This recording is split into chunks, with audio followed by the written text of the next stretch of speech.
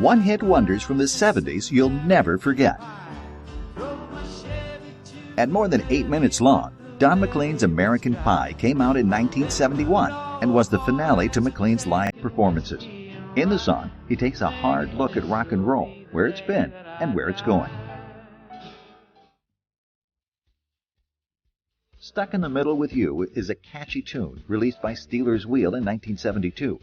Just one listen to lyrics like "Clowns to the left of me, jokers to the right" will get his song stuck in your head for hours.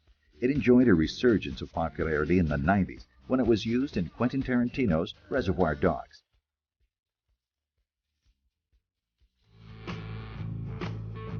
Although Spirit in the Sky came out in 1969, it didn't find its audience until the early 70s. Despite being a depressing song about death and the afterlife, many people still love this classic from Norman Greenbaum even today.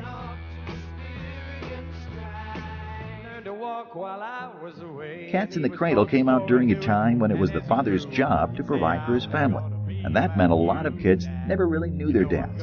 This song looks at the problem from a child's perspective and shows what happens to a son raised this way.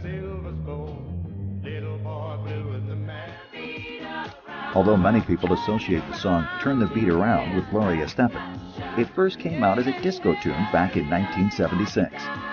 Vicki Sue Robinson released the hit, and that was the last time she would make it to the Billboard charts.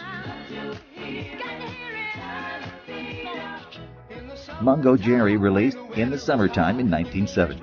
This catchy tune talks about being a hippie and enjoying the hot summer weather. Kung Fu Fighting debuted in 1974 and was Carl Douglas' only hit. The single's cover featured the singer in a funny kung fu costume, and the song was silly, but there was no doubt that when it came on the radio, it made you feel great.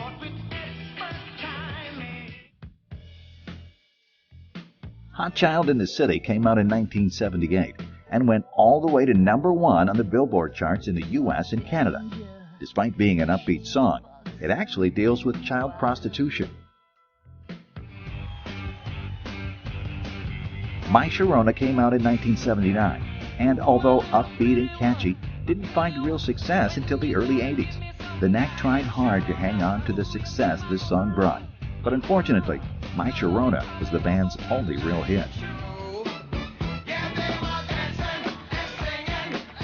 During the 70s, funk rock was on the rise.